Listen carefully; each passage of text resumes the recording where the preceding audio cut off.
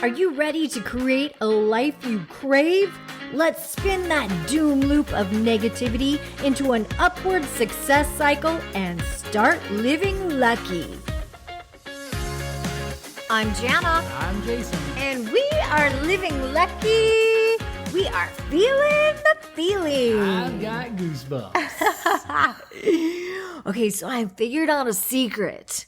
It's only taken me 48 years of life to get here. Well, that's quicker than it's figured out for me. The way we communicate with the universe is through our feelings. And if you don't realize this, we are constantly manifesting at all times, whether we are trying to or not. Ooh, that's deep. And the way we do it is through our feelings. So what happens if we're feeling like crap? Which is almost all of us all the time. Am I right? Well, I try to stay optimistic and stay positive I know you do. as possible. But I have to admit, there are the times that I'm like, I'm refusing it. How many times do we come home and go, oh my God, I'm exhausted. I am stressed out. Or I am am tired. Go get in traffic. I feel like I don't want to do anything. I just want to lay down. Or we just proclaim our exhaustion. Or we proclaim our workload is actually killing us. When you say I am, that's what you are. And a lot of us are saying, I am. Therefore I shall be.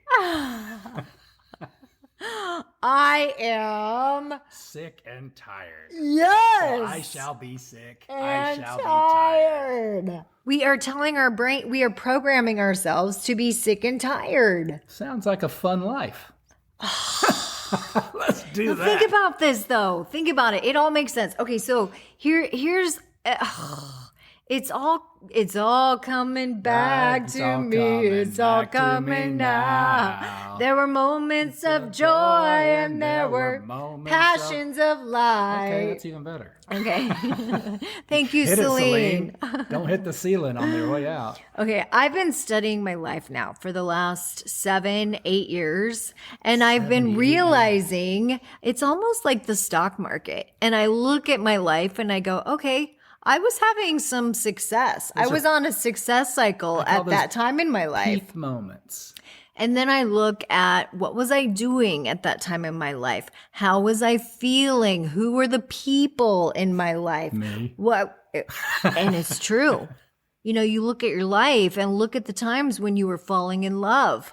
Look at the times when you were losing weight, feeling good about yourself. Exciting and new. Look at the times when you were going off to college, meeting new people. You were putting on your best self. Inspired. You were inspired. You were feeling the feeling. You were feeling in these higher vibrations, and it becomes contagious.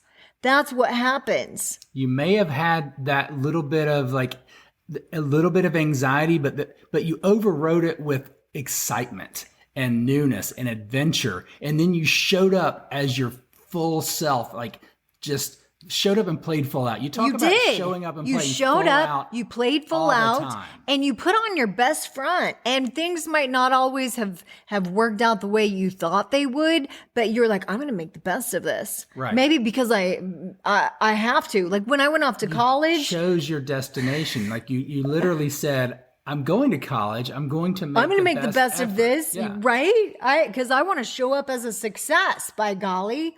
Like, that is who I am. It's kind of like going to a party and saying, it's going to be a crappy party. I'm not going to have a good time. And so you kind of set that expectation or your intention. You basically you're setting your expectation is what you think you're doing. But what you're really doing is you're setting your intention. Oh. You're telling your brain that this is what I'm intending. Yeah. Even though you're telling your conscious brain, you're setting your expectation. But your subconscious is going, this is my intention, so this is what's going to end up happening. Okay, so Jason's taking it in a slightly different direction. Where I really wanted to go today is that we communicate with the universe through our feelings. And when we finally start to realize that consciously, It's a game changer. And here's why. We are manifesting, whether we intend to or not, we are always constantly manifesting. So if you don't like the way your life is going right now, suck it up, buttercup, because you manifested it. It's because of your thoughts, your feelings, and your actions. And then the way you felt about your actions afterwards. You created your reality. I love it. And Neville Goddard was onto this many, many moons ago. He wrote a book called Feeling is the Secret. And I really believe he's right, because as I have been studying my life, like the stock market, I've been studying my highs, I've been studying my lows. And when I start going into that downward spiral, when I start going into those lower vibrations, which usually start with the simple mediocrity, the simple boredom, the simple settling. Or the simple, this happened to me. Ooh. Because that's where I get hit with it. That's victimhood. That's victimhood. Feeling, that's what that is. The feeling of I'm behind. Circumstances. The feeling of something is happening in my circumstances that's causing... That's out of my control. That's causing me to not be able to X. And it's like traffic or somebody else is doing this. And it's an really, obstacle that has gotten in my way. Yes, and it's really... It's a roadblock. That's what it is. And it's something that I've generated and I've created through... Oh, but you don't think that in the moment. No, not in the moment. You're like, I was driving down the road and an avalanche came and now there's a boulder. But it generates... That's blocking anger, me. Or it generates frustration, or it generates sadness, or it generates all these different things. And it's funny that Neville Goddard... So I say funny, but I love that a guy wrote this book. Because as a guy, I ran from my feelings and I kind of stuffed them down and just refused to even acknowledge them for so long. I know. But I really feel in the last 5 years, especially, I feel like you have really started to feel your feelings. Well, it's because of the feeling wheel. And the feeling wheel. Yeah, hello. Are you all familiar with the feeling wheel? Let me see that feeling wheel, baby.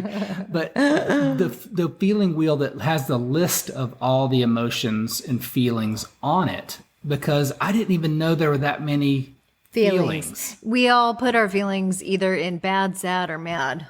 And that's kind of where I was. I was like, I'm either pissed off or I'm happy or I'm angry. And there's really those were the realms I lived in. And when you label it bad, sad, or mad, then it becomes that. Yeah, you don't have any options. When really it can be. So 2/3 of my life had to be sad or mad, and only 1/3 could be glad. And that's not even. Isn't it funny that they all rhyme? Glad, sad, mad, or because we're bad. We're simple creatures. We don't remember much. But being able to name it allows you to claim it and then digest it, feel it. And you always say, what's it teaching me? What's it showing me? So that next time I can process it better and manifest what I want out of life more. Okay. So we're putting way too much in here. All I want to talk about right now is feeling the feeling. Because what happens when we are very conscious of our thoughts and we're spinning our thoughts positive and we're very, very intentional about our actions. We've got goals, we've got habits, we've got morning routines. What happens though when we feel like shit? Because it happens. It happens. It happens because we get stuck in low energy states. It happens because our hormones change as we grow into different cycles of life. It happens because we get stale in what we're doing. Sometimes it happens because we didn't prepare and we didn't get a good night's sleep because we knew we didn't prepare. And or we then it's didn't raining the next eat day. Correctly. Yes. There's so many reasons of why we feel like crap. And what I have come to realize is it makes all the difference in the world, because here's the analogy that I like to think of. Think of a little kid that is praying to God, and then think of like me in my blue period when I was praying, and I'm like, dear God, like I barely had the energy to pray. I'm like, dear God, thank you so much for everything that you've done today, even though I thought you could probably have done a little bit more. You really had power. I was a little snarky with my prayers, and it was almost like, I was grateful, but I didn't really have a lot of exuberance. They were checking the boxes. Yeah. It was I'm gonna pray. I'm asking for these things, but I'm not. And not always even asking. No. Sometimes I was praying to be grateful. I was praying to say thank you. I was praying just to spend time with God, but I didn't have the excitement of being there. And one thing that I've realized is that people's time is the most precious commodity.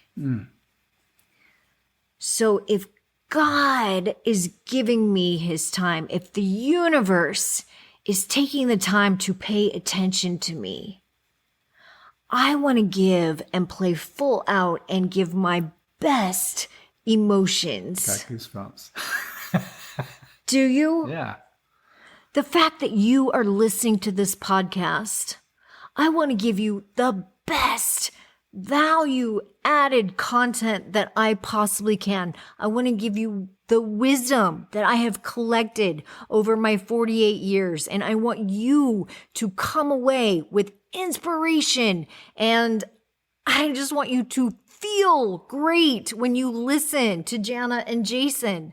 That's what I want everybody to raise their consciousness just a little bit every single time, because when we feel the feeling and when we all can tune in to that radio station that is just a little higher, then we manifest at a different level, and we manifest our dreams instead of these things that we don't want. We start manifesting the things that we want. You start getting the clarity of what you do want, and get rid of the static of the things that you don't want. And you have spent more time in that positive growth state and positive life force than the negative. Yes. It's like the higher you get up, the better the radio station is up here. And the clearer the signal is. And when you can get up here in these really, really high signals, you will start feeling better, and it's contagious. And one other thing that I want to bring up, because I think that this is very important in this moment. Our life is more about the people we interact with instead of ourselves. That's huge.